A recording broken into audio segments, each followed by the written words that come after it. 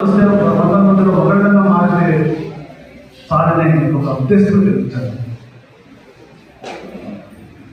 ఆ మాట mind change mind set మారాలి, ఆలోచన అందరూ మారాలి.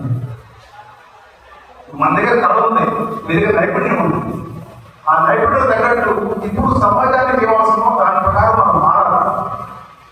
ఇప్పుడున్న ట్రెండ్స్ ప్రకారం మనం మారాలి. దాని తగ్గట్టు డిజైన్స్ తయారు చేయాలి. ఆ క్వాలిటీ చేనేత ప్రోడక్ట్ కి డిమాండ్ క్రియేట్ చేయడం, అంతేగాని మనపై చేసి అమ్ముకోవడం కాదు. చేనేత ప్రోడక్ట్ కావాలంటే క్వాలిటీ డిమాండ్ కాదు. అది ఎలా సాధ్యమంటే మీరు ఆలోచించుకోవాలి. అది జరిగినప్పుడే మీ జిల్లా చెప్తాను క్యారెక్టర్. ఆ ప్రాడక్ట్ మనకి గుర్తించుకుంటే దానికి విలువను పెంచాలి. మనం ఆ విలువను ఎట్లా పెంచాలో ఆలోచించింది.